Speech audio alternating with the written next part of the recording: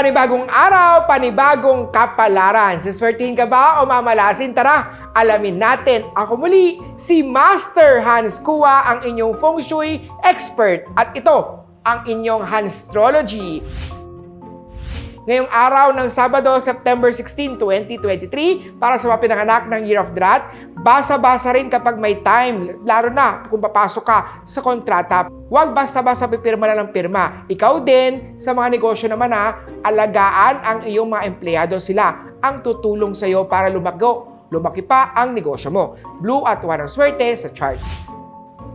Sa Ox naman tayo aba-aba, it's your lucky day. Magtiwala ka lang sa sarili at malapit mo na mapuntahan ang dream country mo. Basta, wag mo lang isama si ex. Lalo na kung hindi niya deserve ng second chance. Uhuy! Red at 8 ang swerte sa chart.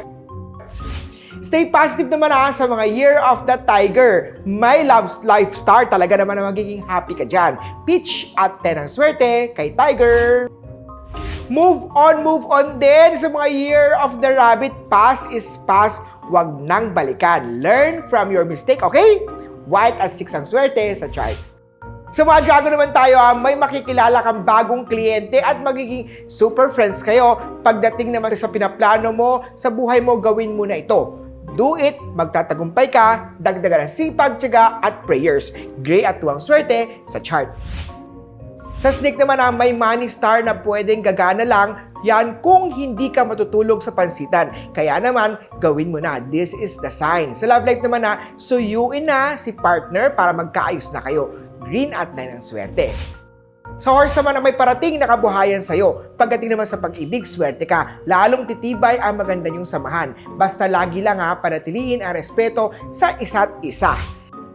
Sa Goat naman kalma lang, conflict day to day. Kaya naman magiging magalitin ka pero huwag mong idamay ang ibang tao. Pink at 11.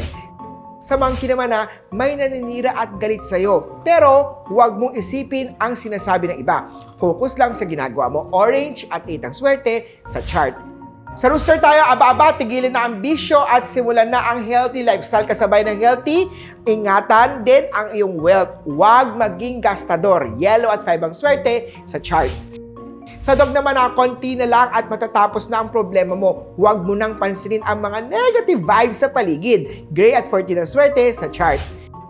Kay Piggy naman ipakita mo lang ang pagmamahal mo sa iyong partner. Pagdating naman sa kalusugan, very good ang health star. Purple at 17 ang swerte sa chart. Paalala lang po itong mga to ay mga guide lamang sa buhay. Kaya huwag maging hayahay. Dahil ang ating swerte at malas sa ugali at pagsisikap nakasalalay. Ako muli, si Master Hans Kua para sa Hanstrology.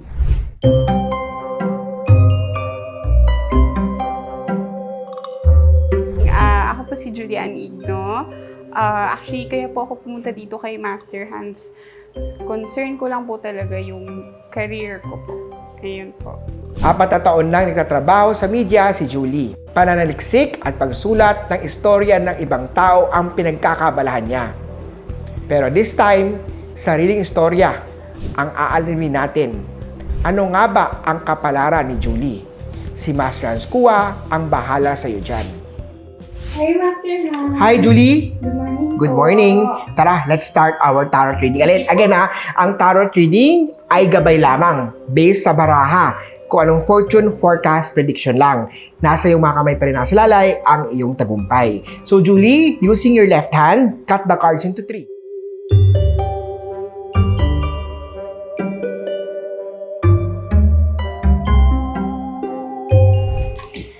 Julie, ang unang barahan ng kapalaran sa'yo is the Queen of Swords. The Queen of Swords, meron daw isang boss na babae. Ang may tiwala o malaki ang opportunity na ibibigay sa'yo. Pahalagahan, Julie, ang tiwala na binibigay ng mga tao sa'yo. Ang opportunity ay pinahahalagahan. Binibigay natin, Julie, lagi ang best sa lahat ng ginagawa natin. Tignan natin ang susunod na baraha. Julie, sabi ng baraha rito, the Ace of Swords. Ace of Swords, kapare sa unang baraha mo, is a good thing, good card. Ibig sabihin niyan, Julie, meron daw pa rin daw po na magpag-angat sa karera na ginagawa mo. Lagi matatandaan, na lahat ng ginagawa mo, lahat ng meet mo along the way, kailangan mo pa rin na tuloy pa rin ang bibigay ng best mo. Alam mo, si Master Hans Kua, Julie, isi-share ko lang, for more than 10-20 years of experience ko sa ganitong field na ang dami kong mga taong nakakausap, nagagabayan, natutulungan, ever since lahat sila hanggang ngayon, monthly, nagpupunta, nagpapakonsulta kay Master Hans at sila mismo nag-refer sa akin. Kaya nangyayari yon dahil sa tiwalang na build ko throughout the years. Nakita rin sa barahan dito, Julie, na sa'yo, ang kailangan mong gawin dito is ibigay ang best mo sa lahat. Number 3, yung third card na barahan dito, the Hermit card. Julie, makakatulong din sa'yo ang pag-aral pa more. Ibig sabihin, through experience, okay yun, consider mo rin ang kumuha pa ng iba pang course, iba pang mga degree para mas lalo pa umangat ang career o gumanda pa lalo ang career mo. Julie, nakita ko dito sa buhay pag-ibig, no? May nakita ko dito pag-ibig na makikilala mo sa malayong lugar. Posible daw, Julie, ang isang pag-ibig na foreigner. May foreigner daw po na magkakagusto o magpapatibok ng puso ni Julie. Kay Julie naman sa career naman, sa Chariot card, lumabas dito na tuloy-tuloy din po ang pag-angat ng career mo. Kaya naman po, pwede magpahinga, huwag bibigay o huwag hihinto. Pag may napapagod, pwede magpahinga. Pag nadapa, pwede nga magpahinga in a bit, in a short, in a sandaling period lang, pero laban lang sa buhay mo. Julie, sabi ng barahan dito, right now, alam mo, matalino si Julie, no? Lagi siya nasa learning o lagi siya nasa curious siya sa mga bagay-bagay. Kaya naman, Julie, huwag mong i-stop ang pag-crave ng bagong learnings o bagong experience o bagong wisdom sa buhay mo. Nagkaroon na ba ng jowa dati si Julie? No. Sweetheart, ever since. No boyfriend since birth si Julie. Tamang usap lang. Tamang usap lang. Tamang flirting lang. Tamang landian lang. Sa social media mo mamimit ang magpapakilig o magpapatibok ng puso ni Julie. Karamihan dito, Julie, puro love life ang lumalabas dito. So, makakatulong sa'yo ang pag-picture ng magandang post at i-post mo yan sa social media app. At dahil sa social media app, mamimit mo daw po ang isang love life sa'yo. Alam mo, nakita ko, Julie, no? May isang sweetheart o may isang boyfriend na stable ang career o may pera ang magpapatibok ng puso at magmamahal sa'yo. Maganda ang aspeto ng pag-ibig ni Julie. Kaya naman, Julie, ang pag-ibig na to, kailangan maging active ka sa paghanap. Since sa social media mo siya posibleng makilala, kailangan daw po na mag-post ka sa social media. Kailangan maging active ka. Lahat ng mga social media app, dating app, siguro subukan mo o makipagkaibigan ka. Muli po ang social media app, alam mo naman na dapat mag-ingat ka dito.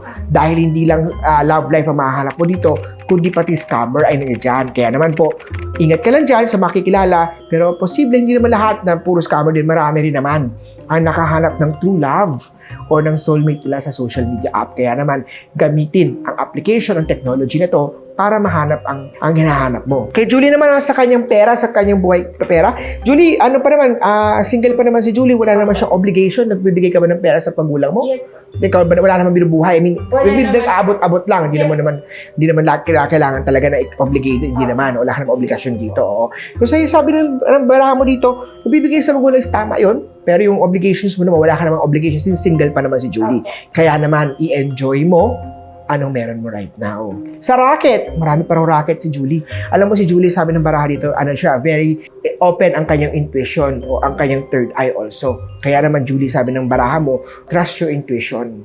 Nalalaman mo yung tao to, itong lugar na to, kung tama o hindi, trust your intuition. Gamitin mo rin ang imaginations mo para sa career mo. Alam mo Julie, nakita ko dito may bungang ang paparating na 2024 Dragon Year sa'yo. So susunod sa'yo, meron ka matagal mo na inaantay related to sa pera o finances. Sa kalusugan kay Julie, dapat bantayan ang kalusugan niya, kidneys. So yung water intake, yung pagkain ng maraming asin, pag-take ng mga gamot, yung pagpupuyat, ay medyo dapat bantayan o iwasan. Nainom ba si Julie? Nainom alcohol o nagbibili naman. Pero may UTI po. May UTI, kaya ang kidneys, ang galing ng kidney. May galing UTI. Tama nga lumabas dito, accurate ang reading dito na related sa tubig ang kulang kay Julie. Napag-usapan na rin natin, Julie, ang aspeto naman ng love life mo at ng pera. Julie, may question ka ba na gusto itanong? I-grab mo na yung chance na to para makatanong. In terms lang po sa family. Family. Siyempre, concern lang din po ako sa nanay, tatay, parents. Si nanay mo, may anong trabaho ni nanay? Actually, senior na din po Senior sila. na sila. May na lang po, tindahan. Tindahan. And then, May racket. pinaparentahan. Wow, mayaman si nanay. Si tatay naman, Same lang din po. Senior. So, yun na rin ang at least may income. Ilan kayo magkakapatid, Julie? 4 po. Lahat sila graduate na ba? Yung isa po, hindi. May last pa na isa na Ay, hindi. Ano na po siya. Hindi lang po siya nakapagtapos. Pero kami tatlo. Oh, so wala nang obligation din si nanay Wala tatay. na po. Tapos, okay na lahat. Maganda naman sa Longer life. long life, oh. Sabi naman ng marami dito, i-enjoy daw ni nanay tatay. Meron right now. Travel daw po para mas lumakas pang kalusugan nila tatay nanay. Sabi ng marami dito, you're not getting younger anymore, pero kung susundin daw nila po ang payo ng doktor nila, ay may longevity or may nakita ko dito enjoying sa kanilang senior or kanilang the rest of your life nila, may enjoyment. Maayos naman, so far, as of now, yung kalusugan ng nanay tatay, magpunta lang kay doc para na mapahaba o mapaganda lalo ang kanilang kalusugan. Wala namang issues sa kalusugan ng tatay nanay mo. Sige po. Actually, yung ano rin po, may plans po kasi talaga ako to take law school.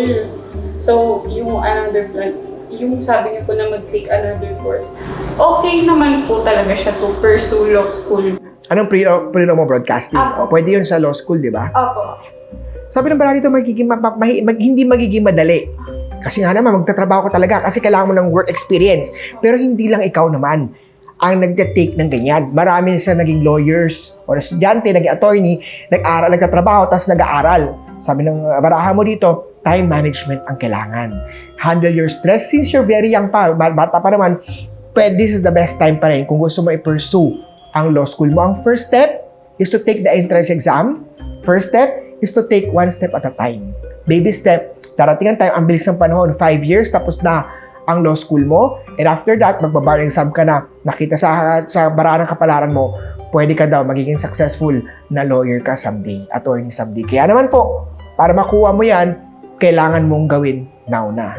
So, take one step at a time. I-enjoy mo habang wala ka pa obligations. Yes, makakatulong sa'yo. Pag naging successful lawyer ka na, balikan mo si Master Hans. Hindi, para ikaw tagapagtanggol ni Master Hans. Hindi ka kasuwas, kundi pagtanggol ni Master Hans. Okay, next tayo.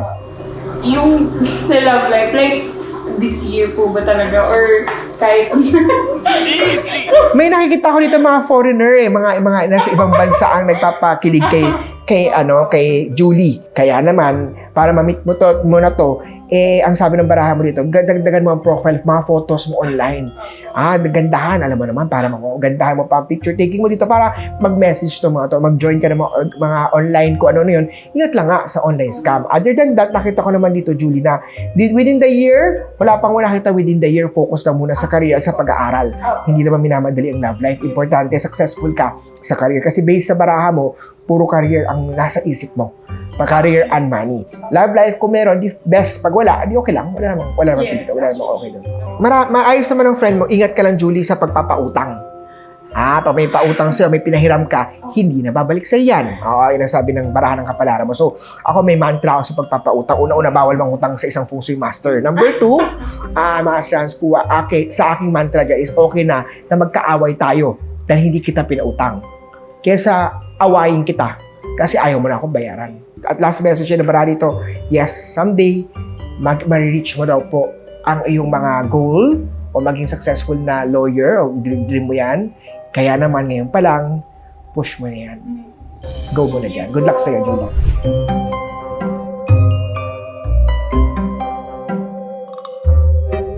Ako po si Master Hans Kua. Para sa mas marami pang Hanstrology, i-follow niyo po kami sa Facebook, Instagram, TikTok, YouTube, New Media PH. At ang aming website, newmediaglobalnetwork.com.